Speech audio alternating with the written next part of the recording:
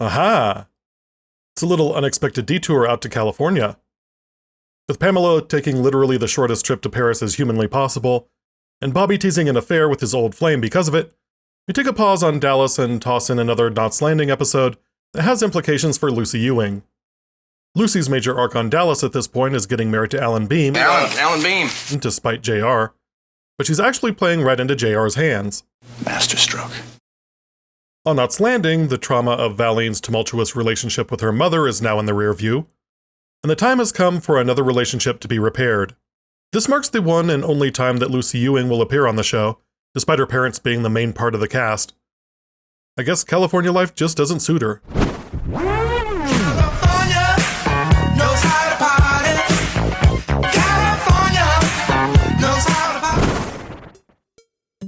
Sexy time is awkward for Gary and Val, as she feels self-conscious in her black nightie. Maybe they could do some role-playing. You know, she's the local feminist busybody, he's the tough but sensitive mechanic. They don't always speak the same language, but they make it work, damn it.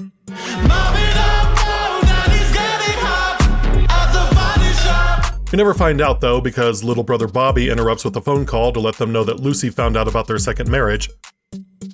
That's a weird reveal because they've teased it being a big deal if she finds out several times, and then they just do it off-screen anyway?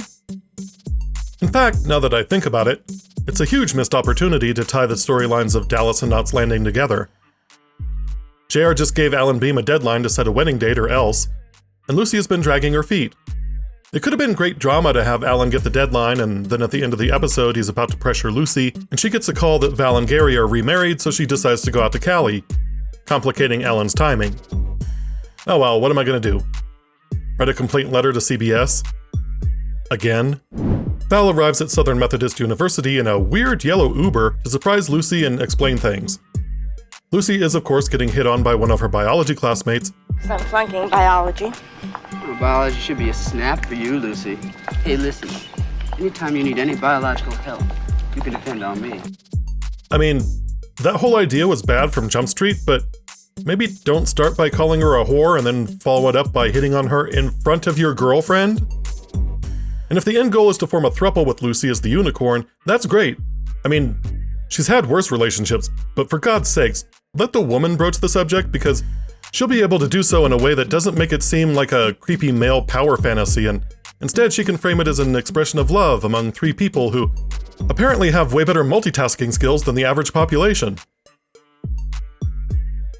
Alright, well, turns out I was more passionate about polyamorous etiquette than I'd previously thought.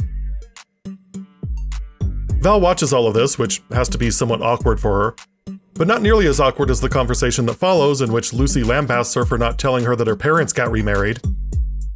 Lucy was literally the last person at South Fork to know. Actually, I kinda wish we had a scene with Lucy and Muriel where Muriel reveals that she's known for a long time.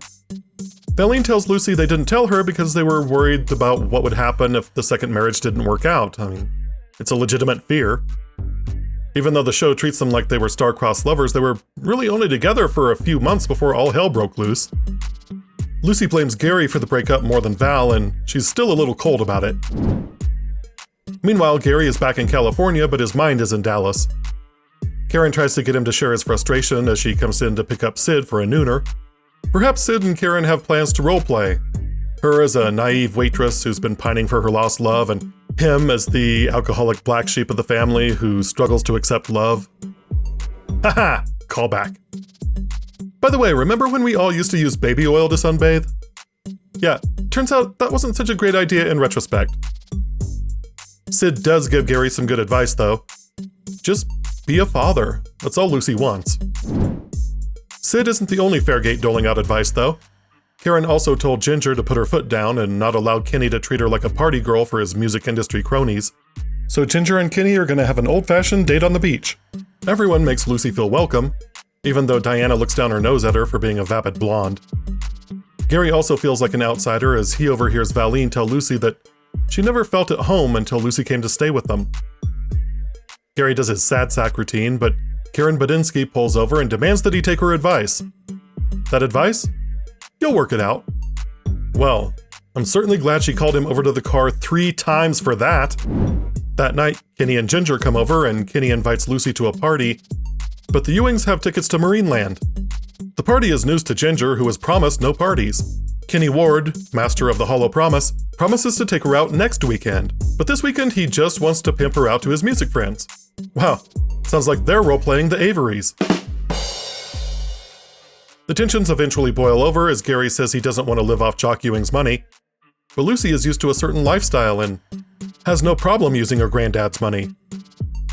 She tells him that he had plenty of time to teach her life lessons and storms out. Val accuses Gary of flying off the handle even though it was the gentlest of disagreements.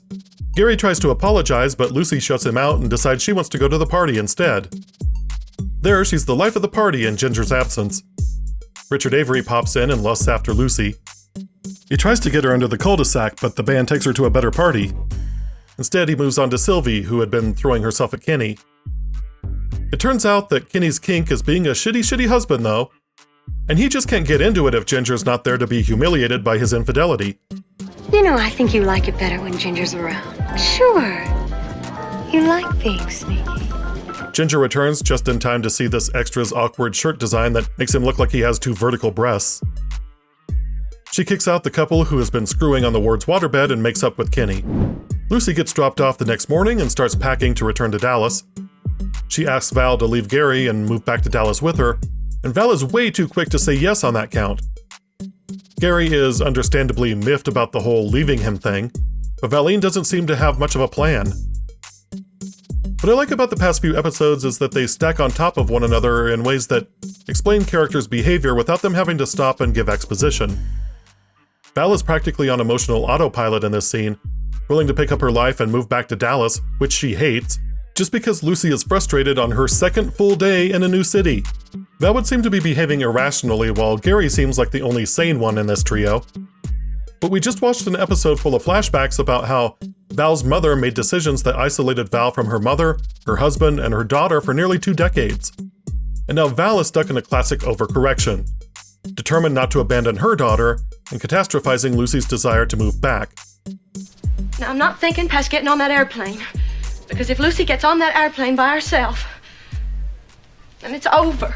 And Gary is also acting out his own trauma, even though outwardly he looks like he's being Mr. Rational. Of course he's desperate to have a conversation with Lucy. He's got a guilt complex and he's trying to atone for years of drinking and carousing. He's chasing absolution that will never come because, and Lucy is right about this, it's too late. Can't step in the same river twice, Gare. Outside, Laura Avery stumbles into Lucy and delivers a speech that couldn't have been more well-timed than if Gary had slipped her a $50 bill.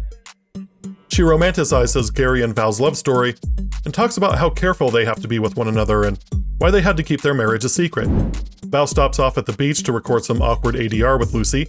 Before I moved here, I always wanted to see the ocean. I knew I'd love it. Well, Gary mopes over to Sid's. Sid tells him the same thing that I just said.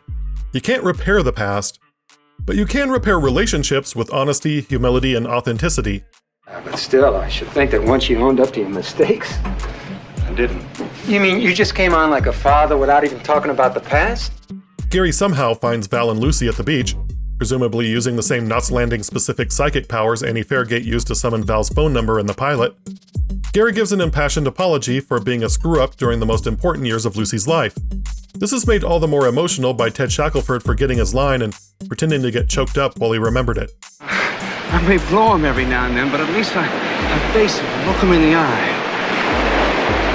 What's the line? I couldn't remember the line. That's what happened. I went up. Good stuff, Shackleford. You keep it up. Lucy says she understands and agrees to stay out the week. The 3 Ewings reunite and go for a much-needed run in the ocean.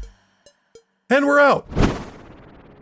This is the long-awaited resolution to Valene and Gary's reunification, as they finally tie up the relationship between parents and daughter in a satisfying way. While it probably would have made more sense to move Lucy out to California at some point, the Knots Landing cast is already overloaded by design, and having another generation of Ewings in Dallas freshens up that show when it's needed. You dig? Besides, Lucy already had set up a veritable cottage industry calling out JR on his schemes. She can't just pick up and move that to California. The property taxes alone would eat into her profits. This also wraps up one of the traumatic sore spots for Lucy, as she's been dealing with paternal abandonment since the first episode. And it's actually a lot more interesting, but significantly more icky, to think of Gary's half-brother Ray as a stand-in that Lucy is trying to pull back to her however she can. Do it. Call me her name. Wow, this video got a lot kinkier than I anticipated when I first laid it out. Oh well.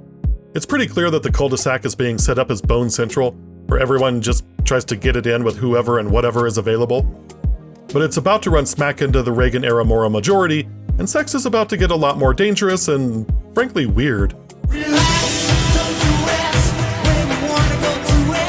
Kinney's party, for example, is played up as Swinger Central, but how much of a sex party can you have with Richard, don't say pregnant Avery, crashing the joint? I did like the interplay between Sylvia and Kinney, though, as she keeps throwing herself at him to encourage him to cheat on his wife. And she enjoys getting rejected even more because she likes a challenge. She has like 2 scenes and already she's more interesting than Ginger. Oh, and how is Gary Ewing, a guy who abandoned his family at the slightest hint of conflict on multiple occasions, the second best husband in the cul-de-sac? Anyway, Home is for Healing rounds out the trilogy of episodes about generational trauma and how the past is static that includes the lie and will the circle be unbroken. There are ways to move on, which Laura Avery hasn't, Valene Ewing did, and now Lucy Ewing has. It's a good triptych to watch in succession so you can get the full thematic richness. The episode itself doesn't have much in the way of direct repercussions. Val and Gary mostly mind their Golden State business, with Gary only popping up on occasion in Dallas. But while I'm sure this wasn't something that was planned, necessarily, Lucy does become much better about setting boundaries, accepting the attention of men rather than seeking it, and recognizing her own self-worth. In other words, I think there's a young biology student back at SMU who's due for a punch right in the dick. 'Cause I've been living life right like I